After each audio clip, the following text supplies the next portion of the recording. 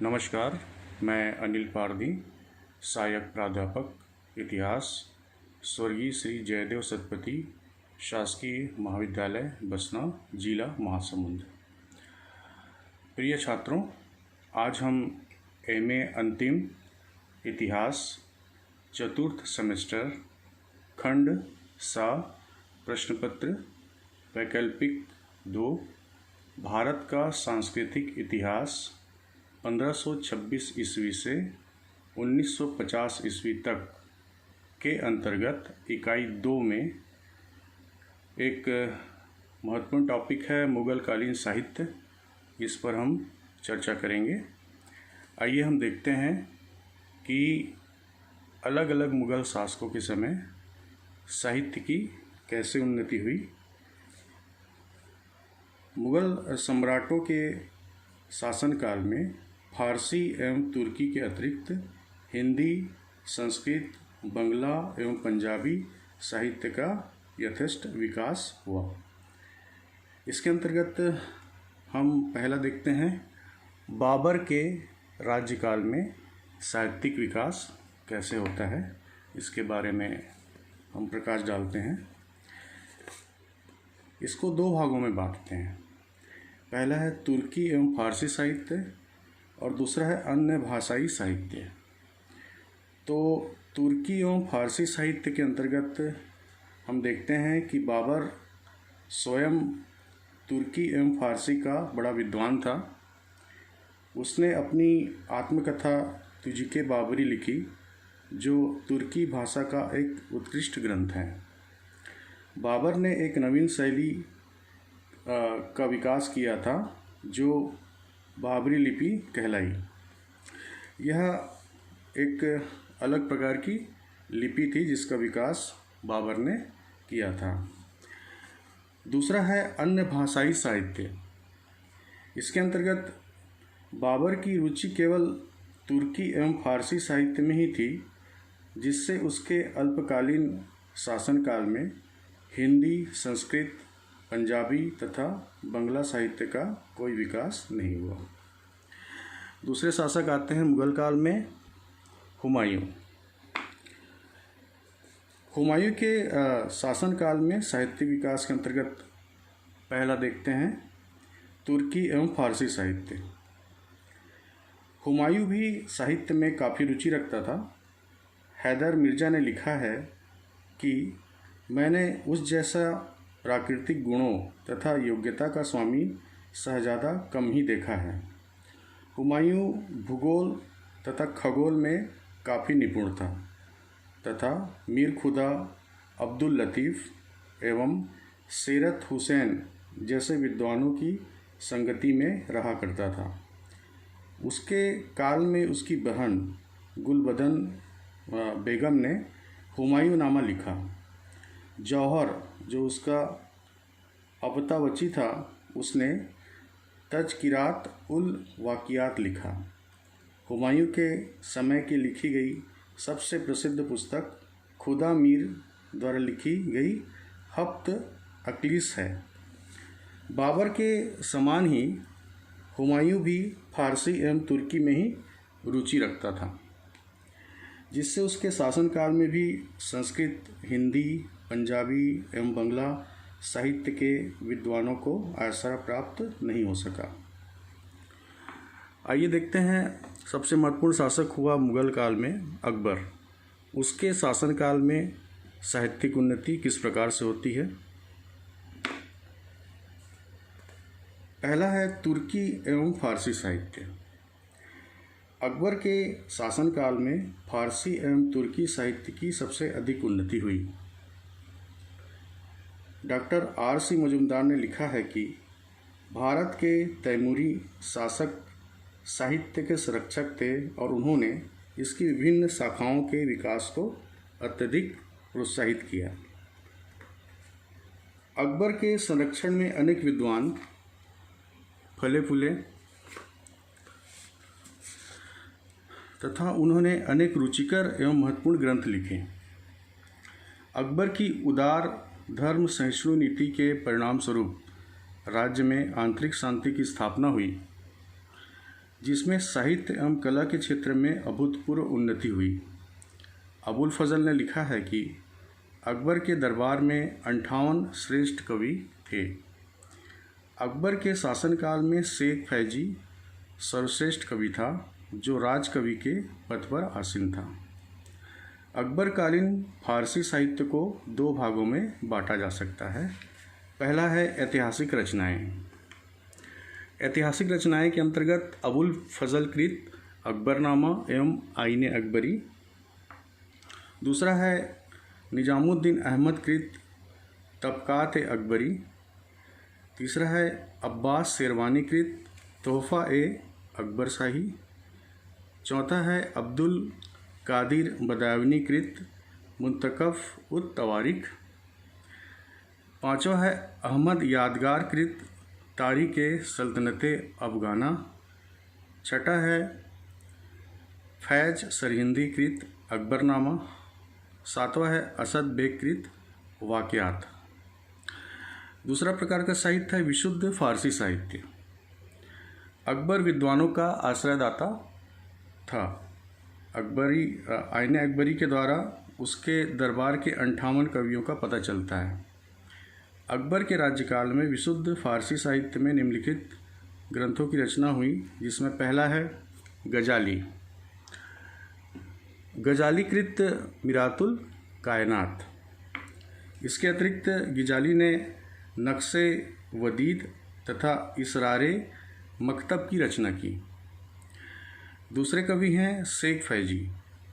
इन्होंने नलोगमन, मकरजे अदवार, मवारिदुल कला तथा सवाती उल इल्हाम नामक प्रसिद्ध रचनाएं की। अकबरकालीन जो अनुवादकार था उसके विषय में हम देखते हैं। अकबर ने एक अनुवाद विभाग की भी स्थापना की थी, जो स्वयं उसकी ही देखरेख में काम करता था। इस विभाग की स्थापना हिंदू मुस्लिम संस्कृतियों के समन्वय के लिए तथा देश के बुद्धिजीवियों के लिए एक प्रकार का साहित्य प्रस्तुत करने के लिए की गई थी। अकबर ने संस्कृत, अरबी, तुर्की और यूनानी भाषा के अनेक ग्रंथों का फारसी में अनुवाद करवाया।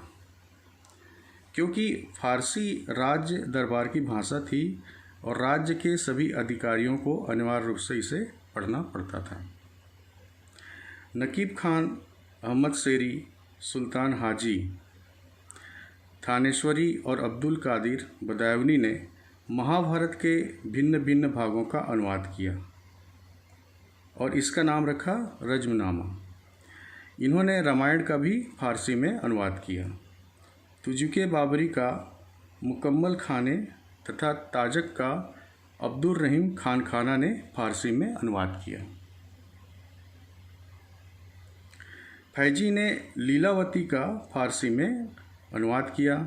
राजतरंगिणी, कश्मीर का इतिहास का शेख मोहम्मद ने, हरिवंश पुराण का अनुवाद मौलाना गौरी ने तथा पंचतंत्र का अनुवाद अबुल फजल ने किया। आइए देखते हैं अकबरकालीन हिंदी, संस्कृत तथा अन्य भाषाओं के साहित्य का विकास किस प्रकार से हुआ।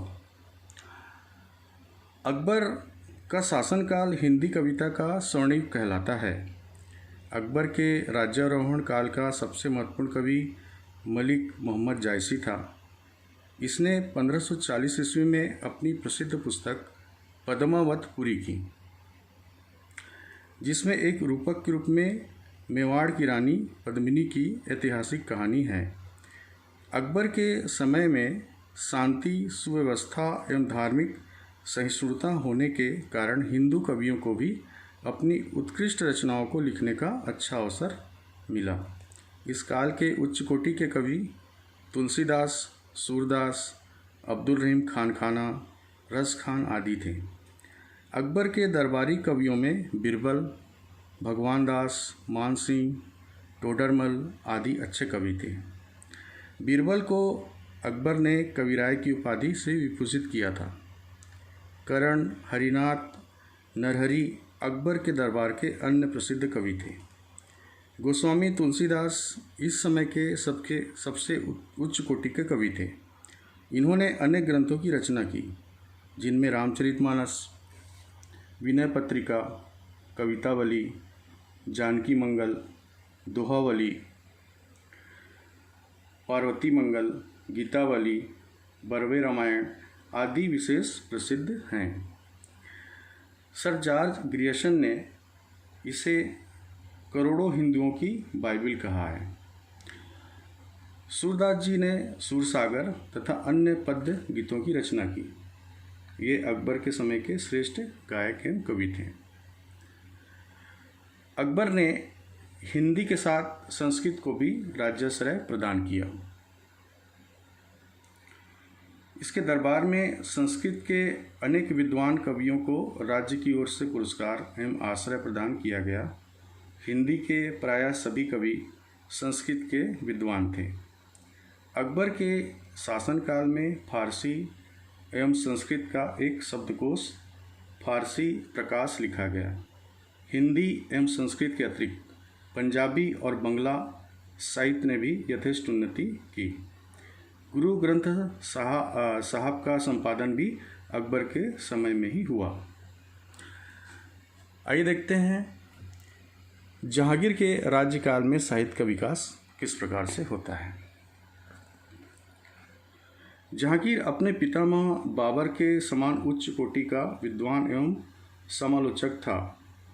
उसने तुजुके जहांगीरी नामक आत्मकथा फारसी में लिखी। इसमें उसने अपने शासनकाल के 17वें वर्ष तक का इतिहास लिखा। जहांगीर की ही आज्ञा से ही मोतबिद खान ने इकबालनामा ए जहांगीरी तथा कामदार खान ने मासीर ए जहांगीर नामक विख्यात ग्रंथों की रचना की। इसी काल में कुरान पर अनेक भाष्य लिखे गए, किंतु अनुवाद कार्य नहीं हो पाया।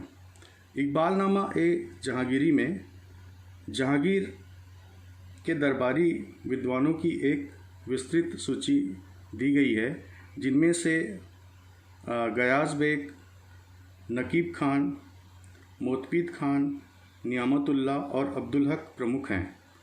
जहांगीर के शासनकाल में रीति ग्रंथों का निर्माण कार्य आरंभ हुआ तथा द्वंद्व, शब्द शक्ति, अलंकार, रस आदि विषयों पर अनेक कवियों ने अनेक ग्रंथों की रचना की। इस वर्ग के लेखकों में केशवदास, मतीराम, चिंतामणि, देव पद्माकर, महाराजा जसवंत सिंह आदि के नाम उल्लेखनीय हैं। केशवदास ने कवि प्रिया, रामचंद्रिका, रसिक प्रिया, विज्ञान गीता, जहांगीर जस चंद्रिका आदि की रचना की। जहांगीर ने अपने पिता की भांति संस्कृत के विद्वानों का भी अपने दरबार में आदर सत्कार किया। शाहजहां के शासनकाल में साहित्य का विकास। शाहजहां ने भी विद्वानों को आश्रय देकर अपने पूर्वजों की परंपरा को स्थिर रखा। शाहजहां के आश्रय प्राप्त कर्ताओं में तालिब कलीम, हाजी मोहम्मद जान व चंद्रभान ब्राह्मण आदि विशेष उल्लेखनीय है। कलीम को उसने राजकवि नियुक्त किया, जिसने साकीनामा लिखा। शाहजहां के दरबारी इतिहासकार अब्दुल हमीद लाहौरी ने बादशाहनामा लिखा। अमीन काजबीनी ने एक अन्य बादशाहनामा लिखा। सौदाई गिलानी ने फारसी में कविताएं लिखी। इनायत खान ने शाहजहांनामा और मोहम्मद सालिह ने अमर ए सालिह की रचना की। शाहजहां का ज्येष्ठ पुत्र दारा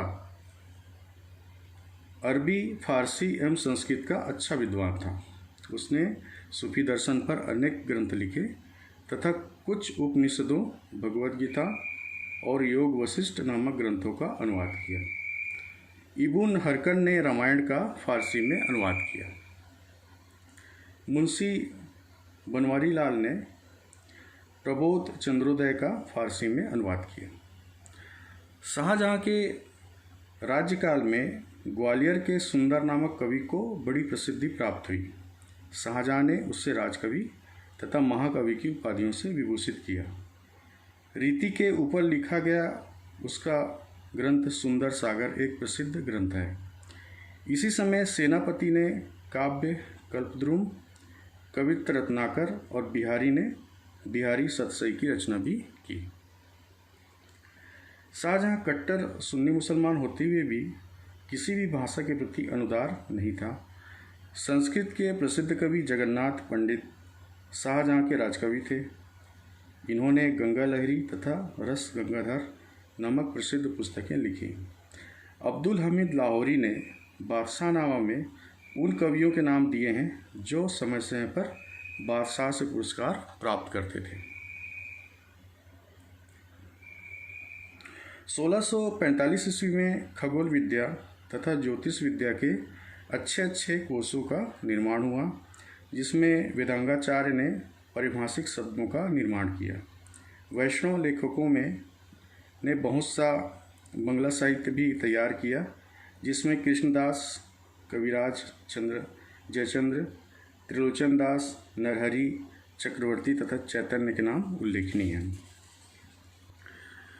आइए अंत में देखते हैं औरंगजेब के शासनकाल में साहित्य का विकास।